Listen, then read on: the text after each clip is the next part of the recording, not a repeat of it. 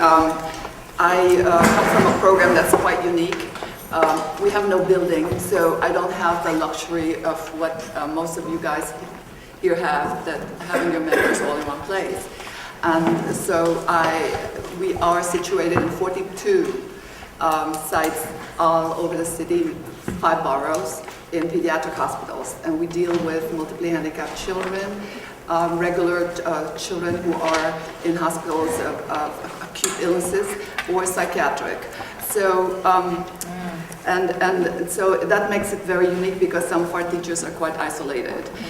There are teachers at sites that are only lone teachers in that particular site, and there are also multiple teachers in one site. So, well, that being said, you know, organizing is quite problematic. Building trust is, you know, I'm now a chapter leader for about 7 years, and I'm just now starting to feel that my members have seen my, you know, ardent work in advocating for them and advocating for school reform or for changes in our department that needs to be worked on.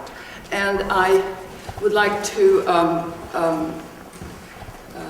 refer to the gentleman, I'm sorry, the gentleman in red. Right, the fairness, and what is it really? And I tried to, you know, because the union, bigger union organization, the UFT downtown, I don't find support my goals, and the district representative often fail my members. You know, sometimes even a simple call is not even returned. So it's very, very frustrating. And I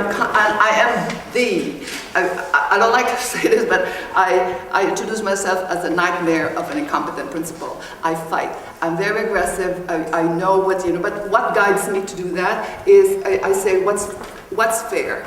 What's fair for, you know, because we really want to work and move things ahead. And so I look at what's fair for the children, what's fair for the members, and what's fair also for the principal, because sometimes the members are also misguided in their thinking of like what the union can do for them. Or, thank you. Yeah. So Tell us your name again. I'm Anne, and I'm the chapter leader at Lehman High School. My first year as a chapter leader, but I've been involved in the union since I'm a sixth year teacher, so my whole career. So there was a comment, and I can't remember who made it, but that it was over here, that the idea of the union as a service is very harmful. And the thing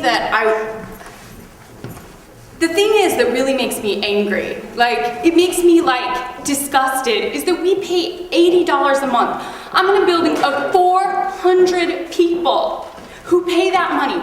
Our school makes the Bronx office run. And right now, I hear people, oh, I want to file a grievance. I'm not stupid. I'm not putting my ass on the line to file a grievance because I can't get a return phone call, because I can't get an appointment with the Bronx district president. Because our district rep goes out, it takes them 2 weeks to decide who's gonna represent us, and then he's a very good representative, but he says, oh, there's gonna be meetings, there's gonna be this, we're getting no support, and I'm sorry, but we pay $80 a month to get that support, and we don't get it.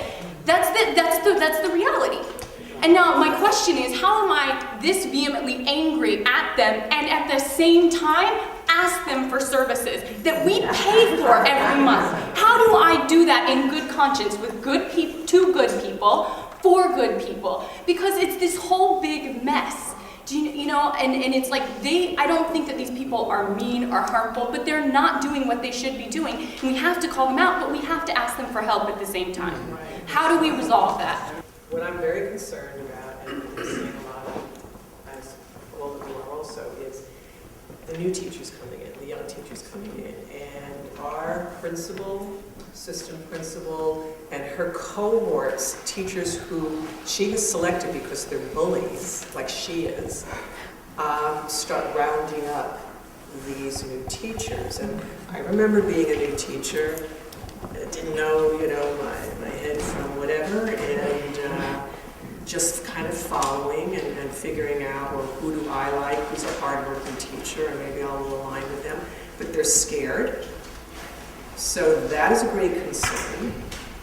They go back to the principal. We have spies all over the place. place. It is amazing.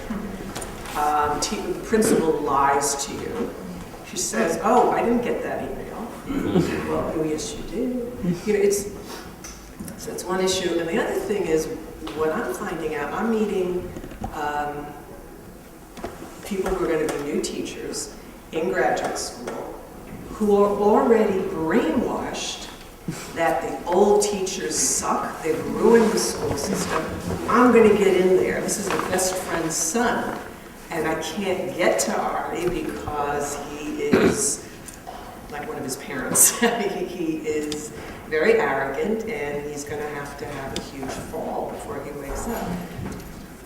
What do we do with that? I mean, I one-on-one will start talking. On vacation, I found myself this summer talking to someone from Marist College who is going to come down here and teach. And I listened to her, and then afterwards I said, "You're being brainwashed." And then I said what I had to say. That's not enough. Thank you. Yes, Mike Rowe.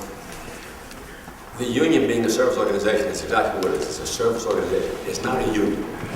It's not a union in the classic sense to fight for you.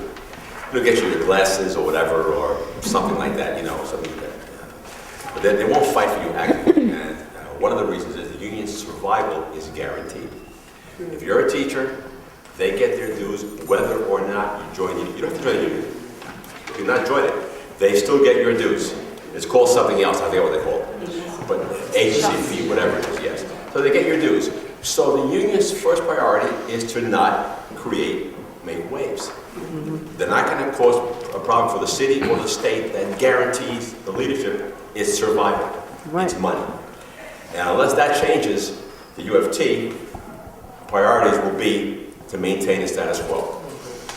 So how do you do that? I don't know. But that to me is the problem. Anything whose survival is guaranteed, I wouldn't fight if I was a union head. Why would I fight? I'm getting $50,000 a year. I'm going to go out and fight for you and create problems for me? No, it's not going to happen. That's how I see it. Anthony wants to. Yeah, Anthony from Martha Valley High School. I think like the question was raised, or the information came out that public education is under attack, and I was wondering if the rank and file teachers, do they really realize what's at stake? Do they really realize that we basically have an attack on democracy at some level here? Yes. And I think people realize the depth of it. And I mean, personally, on your own job and your own ability to teach, like all of that, how do we get that out to our rank and file? And I was thinking about that documentary that was put out by Al Gore, The Inconvenient Truth. And I was thinking how powerful it would be if all the organizations that are around the city, and there are so many, and there are good people like Sally's organization, GEM, the UFT membership that really cares, and others, NICOR, and so many others, even people outside of education. The problem is, and I hear it from everybody, but it never seems to, we never resolve it, is how do we bring all these groups together, mobilize, and then do some type of inconvenient truth presentation using technology, and bring a large forum together, and don't be afraid of 5,000-10,000 people, and say, listen people, let's look at the inconvenient truth that's happening here. Let's look at what's happening here. Let's get people together finally and mobilize in a way that will really shake up what's happening, because this is really an attack on democracy. Well, let me just say one last thing about the experience of a teacher. This is my second career. I'm 7 years a teacher. I'm just getting good at it. And I'm a dedicated teacher that works 7 days a week, 24 hours. I mean, I'm working around the clock. And I'm just getting good at it. Imagine trying to tell me that a computer or some corporate-minded person is going to walk in and manage. They can't do it. They already realize that that's a failed model. The human being in that classroom, that the teachers, for those children, it's us. And it takes a tremendous amount of dedication, concentration, and effort. And it takes experience. So this idea that you're going to corporatize and you're going to privatize, you're just going to set this charter system up and everything, and they're already realizing that it's failing. Yes. It's failing. It's cracks in the foundation. Thank you.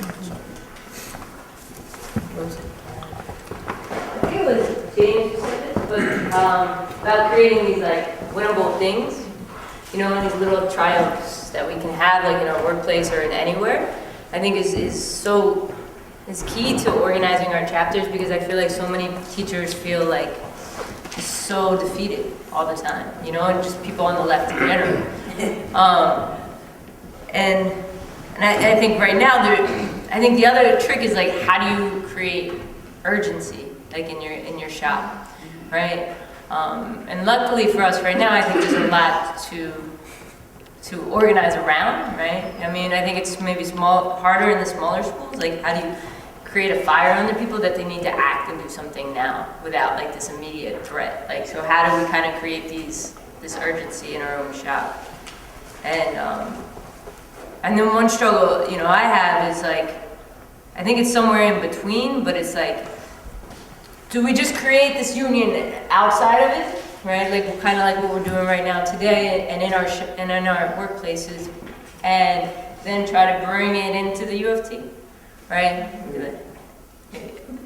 Or do we, like, how much power, how much can we kind of just go into the UFT and try to build it like in the UFT? I think it's probably a combination of both, but I would like to hear some people comment on that.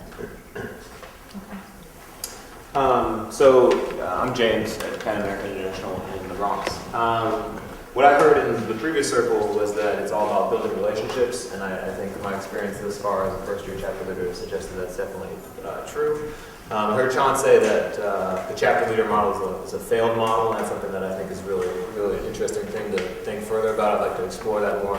My needs at my school, we have a lot of new teachers. I feel like we're a bunch of kids really just trying to teach kids. And luckily though, I think my new teachers are not like brainwashed, like educators for excellence type who like want to, you know, increase charters and whatever. They're new teachers who want to be teachers, but they have no idea about what's happening in education. They don't know anything. Some of them don't even know what a charter school is, and they're sort of deer in the headlights teachers. They don't know what a lesson plan is, so that's like my most immediate challenge. Is I don't know how to get them to care about greater things, and frankly, they probably don't have time to care about bigger things, given the realities that they're facing. Luckily, our administration, I think maybe it's there's something different about the international system. It's kind of a different environment. I think our educators aren't like edu-drones. They have experience in teaching, and so that's nice. I have that part going for me. But my big concern is getting teachers who don't have time to care about this kind of stuff to maybe see that it's worth caring about. I want to say something. Yeah, I'm thinking about a small school where we have a principal who, you know, there's contention. Not every relationship is great. There's some contentious relationship with the principal and other people, but overall, a good guy. You know, he defended us when we had a rally against police brutality. When the kids came out, he defended us. He was involved in a rally last year against budget cuts and things like that. So overall, all the problems he had, is there enough democracy in the school? No. Especially with the budget cuts, people making bad decisions.